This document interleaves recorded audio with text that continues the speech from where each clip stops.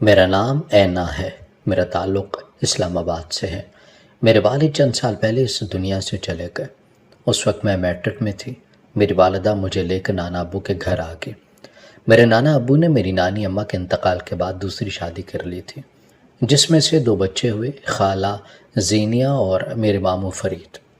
خالہ زینیہ ماڈلنگ کرتی تھیں اور بہت خوبصورت اور سٹائلش پرسنالٹی کی مالک، لیکن بہت مغرور، جبکہ میرے ماموں نہایت ہی سادہ مزاج اور بہت پیار کرنے والے انسان تھے۔ بابا کی وفات کے وقت نانا ابو اور نانی امی آئے۔ نانا ابو نے ماما سے ساتھ چلنے کا کہا، لیکن نانی نے فوراً ہی کہہ دیا کہ عدت شوہر کے گھر ہی مکمل کرو، اور نانا ابو کو ساتھ لے کے بابا کے ساتھ انکل ہارون اور ان کی بیوی نے بہت ساتھ دیا ہمارا۔ مجھے آج بھی یاد ہے کہ ماما ساری ساری رات جاگ کر گزارتی۔ اتنے بڑے گھر میں خوف محسوس ہوتا۔ اب گھر کے کام ماما خود ہی کیا کرتی۔ مالی حالات بہتر نہ ہونے کی وجہ سے نوکروں کو فارغ کر دیا گیا تھا، اور یہ گھر بھی گروی تھا۔ یہ بات بھی بابا کے جانے کے بعد پتہ چلی تھی۔ کمپنی میں کوئی نقصان ہوا تھا، پیسوں کی ضرورت تھی بابا کو، اور انہوں نے گھر گروی رکھوا دیا، لیکن نہ خود رہے نہ کمپنی۔ گھر خالی کروانے کا نوٹس ملا تھا۔ ماما بہت پریشان تھی اور انکل ہارون اور ان کی بیوی مسلسل ماما کو دلاسے دے رہے تھے، لیکن ماما رو رہی تھی۔ اس دن میرا میٹرک کا رزلٹ بھی آیا تھا۔ میں نے فرسٹ پوزیشن لی تھی، لیکن گھر کی یہ حالت دیکھ کر مجھے اپنی خوشی بھی ادھوری لگی، اس لیے ماما کو بتایا نہیں تھا۔ ہم لوگوں نے گھر خالی کر دیا تھا اور نانا ابو کی طرف چلے آئے تھے۔ وہاں پہنچے تو کچھ لوگ فرید ماموں کے رشتے کے لیے آئے ہوئے تھے۔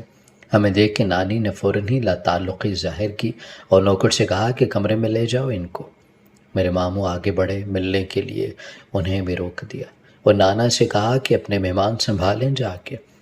مجھے یاد ہے کہ اس دن وہ رشتہ یہ کہہ کر نہیں کیا گیا کہ یہاں پہ تو ایک جوان بیوہ بہن اور اس کی بیٹی بھی آ گئی ہیں، اور نانی کو شاید بہانا چاہیے تھا۔ انہوں نے بہت سنایا ہمیں اور کہا کہ منحوس ہو تم لوگ، آتے ہی میرے بیٹے کی خوشی چھین لی۔ وہ رشتہ فرید ماموں کی پسند کی لڑکی سے ہو رہا تھا۔ فرید ماموں نے کہا کہ ایسی لڑکی ان کی شریک حیات نہیں بن سکتی، جسے میرے رشتے برداشت نہیں۔ اچھا ہوا وقت سے پہلے پتہ چل گیا، لیکن نانی ان لوگوں سے اتنی متاثر تھی کہ انہیں لگ رہا تھا کہ اب ان جیسا اونچا گھرانہ نہیں مل سکے گا، اور اس رشتے کا نہ ہونا ہماری سزا بن گیا۔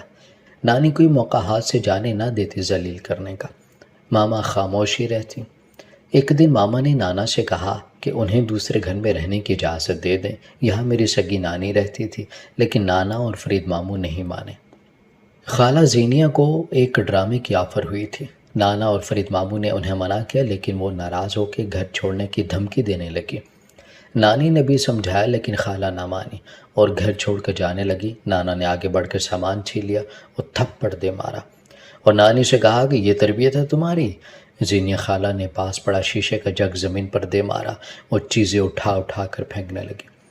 ماموں فرید نے بڑی مشکل سے انہیں قابو کیا اور کمرے میں لے گئے، لیکن انہیں کیا پتا تھا کہ زینیہ خالہ کو یہ بات انا کا مسئلہ لگی تھی۔ انہیں لگا کہ ان کی انسلٹ کی گئی۔ انہیں میری ماما کو ان کی بھلے ستیلی سے ہی لیکن بڑی بہن، جنہیں وہ اپنا دشمن سمجھا کرتی تھی، ان کے سامنے شرمندہ کروایا گیا ہے۔ اسی بات کو زینیہ خالہ نے سر پر سوار کر لیا اور اپنی نس کاٹ لی۔ ہاسپٹل میں سب گئے تھے، میں اور ماما گھر پر تھے۔ ماما بہت دعائیں کر رہی تھی کہ زینیہ کو کچھ نہ ہو، وہ اس کا سب ذمہ دار خود کو سمجھ رہی تھی۔ میری ماما ایسی ہی تھیں، چھوٹی سی بات کو دل پہ لے لیا کرتی اور کئی دنوں تک پریشان رہتی۔ زینیہ کو ہوش آ گیا تھا اور اب وہ خطرے سے باہر تھی۔ شام تک اسے گھر لے آئے، لیکن اب بھی اس کا رویہ ویسا ہی عجیب تھا۔ بار بار یہی کہتی کہ یہ سب عالیہ کی وجہ سے ہوا، یہی بابا کو میرے خلاف بھڑکاتی ہے، خود زندگی میں کچھ بن نہیں سکی اور سب کو میرے پیچھے کر دیا۔ نانی اور زینیہ نے ماما کا جینا حرام کر دیا تھا، اس لیے میری ماما کمرے سے نہ نکلتی۔ انہی دنوں عید آ گئی۔ نانا نے میرے لیے اور ماما کے لیے شاپنگ کی۔ وہ ہمیں دینے آئے اور ماما سے شرمندہ بھی تھے کہ وہ اپنے باپ کے گھر میں اس طرح رہنے پر مجبور ہے۔ میری ماں نے کہا کہ ان کے لیے یہ چھت ہی بہت بڑا سہارا ہے، انہیں کوئی گلہ نہیں۔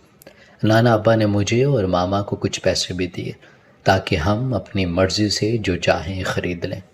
لیکن اگلی صبح جب نانا ابا گھر پر نہیں تھے، نانی نے اور زینیہ نے ساری شاپنگ جو نانا نے ہمارے لیے کی تھی چھین لی اور کہا کہ ان کے دراز میں 50,000 روپے تھے، وہ نہیں مل رہے، اب وہ ہمارے کمرے کی تلاشی لے رہی تھی۔ جب فرید ماموں بھی آگے انہوں نے زینیا کو منع کیا کہ یہ سب مت کرو، نوکر بھی تماشا دیکھ رہے ہیں، گھر کی بات ایسے سب کے سامنے نہیں کی جاتی، لیکن زینیا تو چاہتی تھی کہ تماشا لگے اور میں اور میری ماما ذلیل ہوں۔ پیسے ہمارے کمرے سے مل گئے تھے، ماما کہتی رہیں کہ بابا نے عیدی دی ہے، رات وہ دے کر گئے ہیں، لیکن نانی نے ماما کو چور کہنا شروع کر دیا، کہا کہ تم چور ہو، جھوٹی ہو، تمہاری ماں بھی ایسی ہی تھی، وہ رشتوں پر ڈاکے ڈالتی تھی۔ جب میرا رشتہ تمہارے باپ سے ہو رہا تھا تو بیچ میں آ گئی تھی اور تمہارے باپ نے مجھے چھوڑ کر اسے ترجیح دی، لیکن دیکھ لو میں نے بھی اسے سکون سے رہنے نہیں دیا، اس کی محبت، اس کا گھر، سب کچھ چھین لیا، وہ خود ہی مر گئی۔ نانا ابا نے سب سن لیا تھا، نانی ایک لمحے کے لیے ان کے اچانک آنے پر حیران رہ گئی، لیکن دوسرے لمحے انہوں نے پھر سے ماما کی ذات کو نشانہ بنا لیا۔ اب وہ بار بار وہی سب کہہ رہی تھیں، چور، ماں کی بیٹی چور۔ نانا ابا سے یہ برداشت نہیں ہوا، انہوں نے نانی کو تھپڑ دے مارا۔ نانا ہارٹ پیشنٹ تھے، ان سے سب برداشت نہیں ہوا، ان کی طبیعت بگڑنے لگی۔ فرید ماموں نے ہاسپٹل لے گئے، جہاں نانا ابا 2 دن زندگی اور موت کی جنگ لڑتے رہے اور آخرکار ہار گئے اور ہمیں بے سہارا چھوڑ کر اس دنیا سے چلے گئے۔ نانا ابا کے بعد اس گھر میں رہنے کا جواز ہی نہیں تھا، پھر زینیا اور نانی کی نفرت ہمیں رہنے نہ دیتی۔ ہم لوگ چاچو کے گھر آ گئے، چاچو ہمیں دیکھ کر بہت خوش ہوئے، چاچو اکیلے ہی رہتے تھے اس لیے ماما یہاں آنا نہیں چاہتی تھی۔ چاچو لیکچرار تھے اور ایک کالج میں پڑھاتے تھے۔ اس گھر میں آ کے مجھے بہت اچھا لگا تھا، بہت پرسکون ماحول تھا، کوئی پریشانی نہیں تھی، لیکن میں اکثر ہی دیکھتی کہ ماما بہت پریشان رہتی تھی۔ ماما کچن میں اپنے لیے چائے بنا رہی تھی جب میں ان کے پاس چلی آئی۔ میں نے پوچھا کہ آپ کیوں پریشان ہیں؟ یہاں پہ تو کوئی نہیں جس سے ڈر رہے ہیں۔ ماما نے میری طرف چائے کا کپ بڑھایا اور باہر لاؤنج میں آ گئی، میں بھی ان کے پیچھے آ گئی اور وہیں بیٹھ گئی۔ انہوں نے جو بات بتائی میری آنکھیں حیرت کے مارے پھٹی کی پھٹی رہ گئی۔ زینیا اور چاچو محبت کرتے تھے ایک دوسرے سے، شادی کرنا چاہتے تھے، لیکن زینیا کے ماڈلنگ کے شوق نے یہ رشتہ توڑ دیا۔ چاچو چاہتے تھے کہ زینیا یا ماڈلنگ چھوڑ دے یا انہیں، اور زینیا نے چاچو کو چھوڑ دیا۔ میں اور ماما لان میں بیٹھے تھے جب چاچو گھر میں داخل ہوئے اور مجھے کہا کہ بہت چھٹیاں ہوگی، آپ پڑھائی شروع کرو کل سے، میرے ساتھ کالج جاؤ گی۔ زندگی میں بہت کچھ ایسا ہوتا ہے جیسا ہم نہیں چاہتے، لیکن زندگی کو رکنے تھوڑی دیتے ہیں۔ آگے بڑھو، کھڑا پانی بھی بدبودار ہو جاتا ہے۔ اب میں ان کے ساتھ کالج آتی، وہ اسی کالج میں لیکچرار تھے۔ اس دن سنڈے تھا، چاچو اور میں کوئی ڈش بنا رہے تھے اور داد وصول کرنے کے لیے ماما کے پاس آ گئے جو لاؤنج میں بیٹھی ٹی وی دیکھ رہی تھی، لیکن وہ بار بار منع کر رہی تھی کہ یہ عجیب و غریب ڈش انہیں نہیں کھانی، اور میں اور چاچو بار بار انہیں اصرار کر کے کھلا رہے تھے جب وہاں زینیا آ گئی اور تالیاں بجا کے ہمیں اپنی طرف متوجہ کیا۔ اب وہ ہنسے جا رہی تھی، ہم لوگوں نے حیرانی سے ایک دوسرے کی طرف دیکھا۔ کہنے لگی میں تو پاگل ہوں، سمجھ نہیں سکی میری ماڈلنگ تو ایک بہانہ تھی، مجھ سے جان چھڑانے کا اصل میں تمہارا دل اپنی خوبصورت جوان بھابھی پہ آ گیا تھا۔ مجھے ویسے ہی کہہ دیتے، لیکن یہ نہ کہتے کہ ایک ماڈل گرل سے شادی نہیں کر سکتا۔ چاچو نے اپنی صفائی میں کچھ بھی نہیں کہا، مگر ماما بہت کہتی رہیں کہ ایسا کچھ نہیں ہے زینیا، تمہیں غلط فہمی ہوئی ہے۔ ایک دن میں اور چاچو کالج سے نکل رہے تھے جب ماما و فرید کی گاڑی ہمارے سامنے رکی۔ وہ ہمیں قریبی ریسٹورنٹ لے آیا اور کہا کہ زینیا نے اس دن والی بات کو سارے خاندان میں پھیلا دیا ہے، میں چاہتا ہوں واصف تم عالیہ سے نکاح کر لو۔ چاچو نے کہا کہ اس کا مطلب جانتے ہیں، یعنی میں تسلیم کر لوں کہ واقعی زینیا کو چھوڑنے کی وجہ یہی تھی۔ ماموں نے کہا کہ کوئی کچھ بھی کہے کیا فرق پڑتا ہے، تم صرف یہ دیکھو کہ اس وقت ایک باکردار انسان کو بد کرداری کے الزام سے بچا لو گے۔ سارے راسو چاچو کچھ نہیں بولے، گھر آ کے بھی خاموشی کی فضا رہی۔ میں نے بھی ماما سے کوئی ذکر نہیں کیا، میں جانتی تھی کہ چاچو مان بھی گئے تو بھی ماما کو منانا ایک الگ مسئلہ ہوگا۔ میں چھٹی کے بعد چاچو کو دیکھنے آئی تو چوکیدار نے بتایا کہ سر واصف آج جلدی چلے گئے۔ میں پریشان تھی کہ میں اب کیسے جاؤں گی اکیلے، میں تو ان کے ساتھ ہی آتی جاتی تھی۔ میں سوچ ہی رہی تھی جب چوکیدار نے کہا کہ آپ کو لینے بھیجا ہے واصف سر نے، کسی کو کال آئی ان کی بات کر لیں۔ میں لڑنے والی تھی جب چاچو کی آواز آئی، وہ کہہ رہے تھے کہ اینا پریشان نہیں ہونا، بھابھی اب ٹھیک ہے، میں ان کے ساتھ ہی ہوں، آذان کو بھیجا ہے تمہیں لینے، اس کے ساتھ آ جاؤ۔ آذان کو یہ خیر نہیں ہے، تمہارے تایا منصور کا بیٹا ہے، کچھ دن پہلے پاکستان آئے ہیں وہ لوگ۔ اور پھر یہ کہہ کر فون بند کر دیا۔ تایا لوگوں سے کافی عرصے سے ہمارا رابطہ نہیں تھا، وہ لوگ امریکہ میں مقیم تھے، بابا کے انتقال پر بھی نہیں آئے تھے۔ میں جب باہر آئی وہ سامنے گاڑی سے ٹیک لگائے بار بار گھڑی کو دیکھ رہا تھا۔ میں نے پاس آ کے پوچھا، آذان آپ ہیں؟ اس نے سوالیہ نظروں سے مجھے دیکھا۔ میں حجاب میں تھی۔ جب سے کالج آنا سٹارٹ کیا تھا ماما نے حجاب کرنے کا کہہ دیا تھا۔ میں نے کہا کہ میں اینا ہوں جسے آپ لینے آئے ہیں۔ اس نے گاڑی کا دروازہ کھولا، میں اندر بیٹھ گئی۔ گاڑی اب انجانے راستوں کا سفر کر رہی تھی۔ میں نے پوچھا کہ ہم کہاں جا رہے ہیں؟ یہ ہمارے گھر کا راستہ تو نہیں؟ اس نے کہا کہ بے فکر رہیں، اغوا نہیں کر رہا آپ کو۔ میں نے دل ہی دل میں سوچا، بڑا کوئی جاسوسی ناولز کا ہیرو بنتا ہے بندہ، سیدھے سے جواب دے، سسپینس کس بات کا؟ تقریباً 1 گھنٹے میں گاڑی گھر کے سامنے رکی۔ وہ بھی گاڑی سے نکلا اور اندر کی طرف بڑھ گیا۔ میں پیچھے پیچھے چلنے لگی۔ اندر کا منظر حیران کن تھا۔ ماموں اور ماما بھی یہی تھے اور ایک مولوی صاحب بھی بیٹھے تھے۔ 1-2 لوگ اور بھی تھے۔ مجھے لگا کہ ماما نکاح کے لیے مان گئی ہیں۔ میں ان کی طرف بڑھ گئی، انہوں نے مجھے پاس بٹھایا اور گلے سے لگا لیا، اور اب چاچو کہہ رہے تھے کہ مولوی صاحب نکاح شروع کریں۔ میں خوش تھی کہ ماموں اور چاچو اس نئے رشتے میں بندھے رہے ہیں۔ میری ماں کی الجھنیں ختم ہونے کو ہیں، لیکن میں حیران رہ گئی جب ماما نے کہا کہ اینا جیسے مولوی صاحب کہیں ویسے دہراؤ بیٹا، تمہارا نکاح ہے آذان کے ساتھ۔ میں پھٹی پھٹی آنکھوں سے سب دیکھ رہی تھی۔ مجھے سمجھ نہیں آ رہی تھی کہ یہ سب کیا ہے۔ جب ماما نے میرے ہاتھ کو اپنے ہاتھ میں لے کے مجھے ہاں کرنے کا کہا، میں نہ نہیں کر سکی۔ تایا اور ان کی بیوی نے بہت محبت سے استقبال کیا۔ ماما اور میں بہت مطمئن تھے۔ مجھے لگ رہا تھا کہ پتہ نہیں وہ لوگ کیا سوچیں گے، لیکن آنٹی عائشہ نے مجھے بہت محبت سے گلے لگایا، بہت محبت سے مجھے دیکھا اور کہا کہ میری بہو تو ماشاءاللہ بہت خوبصورت ہے۔ میں ایسی ہی لڑکی چاہتی تھی آذان کے لیے۔ ماما نے مسکرا کر میری طرف دیکھا۔ میں سوچ رہی تھی آذان کا رویہ پتہ نہیں کیسا ہوگا۔ بہت جلدی ہوا تھا یہ سب کچھ، جیسے میں قبول نہیں کر پا رہی تھی۔ یقیناً اس کے لیے بھی عجیب ہی ہوگا۔ ہمیں یہاں آئے 6 ماہ ہو گئے تھے۔ اس دوران چاچو سے بات ہوتی رہی۔ اسی دوران پتہ چلا کہ زینیہ نے ہندوستان کی ایک فلم سائن کی ہے اور پاکستان میں کافی لوگوں نے اسے تنقید کا نشانہ بنایا، لیکن وہ ہندوستان چلی گئی ہے۔ وہاں کچھ لوگوں نے اسے کافی کچھ کہا، سیٹ پر توڑ پھوڑ بھی کر دی۔ ماموں اور نانی کی بھی آپس میں نہیں بن سکی۔ انہوں نے شادی کر لی تھی اور نانی کو یہ گوارا نہیں تھا کہ ان کے بغیر یہ رشتہ کیسے جڑا، اور ماموں اپنی بیوی کو لے کر الگ ہو گئے تھے۔ میں کمرے سے نکلی تو شام ہو چکی تھی۔ ماما اور آنٹی عائشہ کسی بات پر بہت خوش نظر آ رہی تھی۔ میں کچن کی طرف بڑھ گئی، لیکن کچن میں مجھ سے پہلے موجود شخص کو دیکھ کر میں حیران رہ گئی۔ وہ فریج میں سے کچھ نکال رہا تھا۔ اس سے پہلے کہ اس کی نظر مجھ پر پڑتی، میں نے دوپٹے سے چہرہ چھپا لیا۔ میں پلٹنے والی تھی کہ جب اس کی نظر پڑی، لیکن میں رکی نہیں اور ماما لوگوں کے پاس بیٹھ گئی۔ ماما نے مجھے حجاب کیے دیکھا تو ہنسنے لگی اور آنٹی عائشہ نے کہا کہ اینا وہ کوئی غیر نہیں ہے، اسے پردہ کیوں کر رہی ہو؟ تب تک آذان بھی وہیں آ گیا۔ جوس کی بوتل ہاتھ میں تھی، میرے سامنے والے صوفے پر بیٹھ گیا اور آنٹی عائشہ سے کوئی بات کرنے لگا۔ مجھے محسوس ہوا جیسے مجھے اگنور کر رہا ہے۔ میں کچھ دیر بیٹھی اور پھر اپنے کمرے میں چلی گئی۔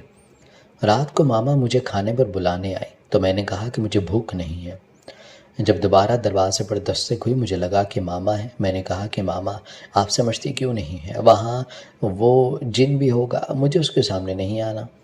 جیسے ہی میں نے پلٹ کر دیکھا وہ وہی جن تھا۔ آذان میرے سامنے تھا۔ میں نے حیرانی سے اپنے منہ پر ہاتھ رکھ لیے۔ وہ آگے بڑھا اور میرے ہاتھوں کو چہرے سے ہٹا دیا۔ میں نے اپنی آنکھیں زور سے بند کی، جسے بلی کو دیکھ کر کبوتر اپنی آنکھیں بند کر لیتا ہے۔ جب اس کی آواز آئی آنکھیں کھولو، میں نے آنکھیں کھول دی۔ اچھی خاصی ہو لیکن حرکتیں مشکوک ہیں۔ میں نے حیرانی سے دیکھا تو کہنے لگا، سب کچھ کرنے کی وجہ ہم کزن بھی ہیں، اتنا اعتماد تو ہونا چاہیے کہ بات کر سکو مجھ سے۔ میں نے سر جھکا لیا۔ چلو کھانا کھاؤ، اگر ایسے ہی شرمانا ہے تو میں واپس چلا جاتا ہوں پاکستان سے، تاکہ تم آزادی سے رہ سکوں۔ وہ جانے لگا تھا جب میں نے اسے آواز دی، آذان۔ اس نے رک کر پیچھے دیکھا۔ میں نے کہا کہ مجھے اس کے یہاں ہونے سے کوئی مسئلہ نہیں ہے۔ وہ پلٹا اور میری طرف آیا اور بولا کہ میں یہی چاہتا ہوں کہ تمہیں میری وجہ سے کبھی بھی مسئلہ نہ ہو، تم اپنی زندگی کے لیے آزاد ہو، اس نکاح کو سیریس لینے اور خود کو قید سمجھنے کی ضرورت نہیں۔ میں حیرانی سے اسے دیکھ رہی تھی۔ میں سمجھ نہیں سکی کہ اس بات کا کیا مطلب تھا۔ وہ مجھے سمجھا رہا تھا یا خود کو؟ ایک دن پتہ چلا کہ چاچو شادی کر رہے ہیں اپنی کسی کولیگ سے۔ سارے گھر میں خوشی کی لہر دوڑ گئی۔ آنٹی، ماما سب بہت خوش تھے اور پاکستان جانے کی تیاری کر رہے تھے۔ ماموں کو فرید ماموں نے بتایا تھا کہ زینیہ کی وجہ سے پریشان ہونے کی ضرورت نہیں، اس نے خود کو بہت بدل لیا ہے۔ اس کے کیریئر کی عمر بہت تھوڑی تھی، ایک کے بعد ایک فلم فلاپ ہوگی، ڈائریکٹرز نے اسے سائن کرنا چھوڑ دیا، سارا غرور ٹوٹ گیا۔ سب لوگ جا رہے تھے پاکستان، لیکن ماما نے بتایا کہ آذان ابھی نہیں جا سکتا، اس کا بہت ضروری کام ہے، یہاں وہ مہندی والے دن تک پہنچ جائے گا۔ ماما نے مجھے کہا کہ جب میں تھوڑی اداس بھی تھی، مجھے دیکھا اور مسکرانے لگی اور کہا کہ آذان نہیں جا سکے گا، جبکہ میں چاہتی ہوں کہ میری بیٹی اپنے فرض کو سمجھے۔ آذان اکیلا ہے یہاں اور میں چاہتی ہوں کہ تم اسے کہو کہ تم بھی اس کی وجہ سے نہیں جا رہی، اسے اپنائیت کا احساس دلاؤ، اس کے ساتھ ہی آنا، باقی تمہاری مرضی ہے۔ سب لوگ چلے گئے تھے، میں رک گئی تھی، مجھے بھی یہی لگا تھا کہ مجھے آذان کے ساتھ ہی جانا چاہیے۔ بہت تیز بارش ہو رہی تھی، آذان اب تک گھر نہیں آیا تھا، میں پریشان تھی۔ جب دروازہ بجا، باہر جا کر دیکھا تو ایک 14 سالہ بچہ بھیگا ہوا رو رہا تھا۔ میں اسے اندر لے کر گئی تو معلوم ہوا کہ وہ گونگا ہے۔ مجھے اس پر بہت رحم آیا، میں نے اسے کھانا کھلا کر کمرے میں سلا دیا۔ میں پھر آذان کا انتظار کر رہی تھی پر آذان گھر نہیں آیا۔ میں بہت پریشان تھی، ماما لوگوں کو بھی نہیں بتا سکی تھی، وہ لوگ بہت پریشان ہو جاتے۔ میں اپنے طور پر بہت کوشش کر چکی تھی، لیکن دن تیزی سے گزرنے لگے پر آذان نہ لوٹا۔ اب تو میں ڈھونڈ ڈھونڈ کر بھی رو رو کر تھک گئی تھی۔ میرے پاس صرف ایک وہی یتیم بچے کا سہارا تھا، وہ زبردستی مجھے کھانا کھلاتا اور سر دبا کر سلاتا اور میں خود بخود پرسکون نیند سو جایا کرتی۔ میں گہری نیند میں تھی جب باہر سے باتوں کی آواز آنے لگی، میرا سر بھی چکرا رہا تھا۔ جب میں نے دروازے کی جھری سے جھانکا، میں حیران رہ گئی، وہ یتیم بچہ کسی سے فون پر بات کر رہا ہے، اور یہ سنتے ہی میری جان نکل گئی کہ اسی نے آذان کو اغوا کروایا تھا۔ میں روتے روتے زمین پر بیٹھ گئی، مجھے آذان کو بچانا تھا جسے ایک منصوبے کے ذریعے اغوا کروایا گیا تھا، اور یہ بچہ جسے میں نے اتنے دنوں سے اتنی محبت اور شفقت دی دھوکے باز تھا، اسی گینگ کا حصہ تھا جس نے میرے شوہر کو اغوا کر لیا تھا۔ مجھے اس وقت لگا کہ میں بری طرح پھنس چکی ہوں۔ میں نے چاچو کو سب بتا دیا۔ 2 دن بعد وہ میرے پاس سے، بچے کو کچھ محسوس نہ ہونے دیا ہم لوگوں نے کہ ہمیں کچھ پتہ بھی ہے۔ چاچو نے آتے ہی اس کا نمبر ڈیٹا نکلوایا جس پر وہ بچہ ہم سے چھپ کے بات کرتا تھا۔ پولیس نے آذان کو بازیاب کروا لیا تھا، اور وہ کون لوگ تھے جاننے کے بعد میں اور چاچو کتنی دیر کچھ بولنے کے قابل نہیں رہے تھے۔ زینیہ تھی اس سب کے پیچھے۔ اسے لگا تھا کہ میری ماں سے بدلہ ایسے ہی لیا جا سکتا ہے، مجھے بیوہ کر کے اگر کچھ دیر ہو جاتی، وہ لوگ آذان کو قتل کرنے کا منصوبہ بنا چکے تھے۔ آذان کو بہت مارا تھا، منہ سوجا ہوا تھا۔ آذان نے بتایا کہ وہ سمجھ چکا تھا جس نے بھی اسے اغوا کروایا تھا اس کا مقصد یہی تھا کہ میں اینا کو چھوڑ دوں، بار بار یہی تقاضا کر رہے تھے کہ اینا کو طلاق دو نہیں تو مار دیے جاؤ گے۔ جب زینیہ کو پولیس نے اپنی حراست میں لینے کے لیے گھر پر ریڈ کی تو اچانک اس کے کمرے سے فائر کی آواز آئی۔ سب کمرے کی طرف بھاگے لیکن دیر ہو چکی تھی۔ زینیہ نے خودکشی کر لی۔ میری نانی یہ سب برداشت نہ کر سکی اور ذہنی طور پر مفلوج ہو کر رہ گئی، پاگل ہو چکی تھی۔ آج اس واقعے کو 3 سال گزر گئے، لیکن اس وقت کی ذہنی اذیت آج تک نہیں بھول سکی۔ کچھ واقعات ہمارے ذہنوں پر نقش ہو جاتے ہیں، لیکن انہیں واقعات سے ہمیں اکثر پتہ چلتا ہے کہ کس رشتے کی کیا اہمیت ہے۔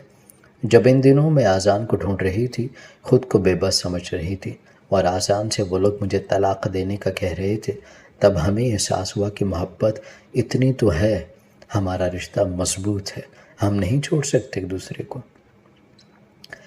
آذان نے مجھے بھروسہ دیا کہ چاچو نے اس کا انتخاب میرے لیے کر کے جو آذان پہ بھروسہ کیا تھا وہ ایسے نہیں تھا، لیکن آج بھی مجھے وہ گونگا بچہ بہت یاد آتا ہے۔ پتہ نہیں کیسے اسے مجبور کیا گیا اس سب کے لیے، اور کیسے اسے نشے کا عادی بنایا گیا تھا۔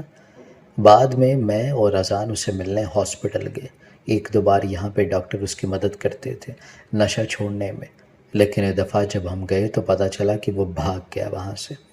ہماری آزمائش تو ختم ہو گئی تھی، لیکن لگ رہا تھا کہ اس بچے کی آزمائش باقی ہے۔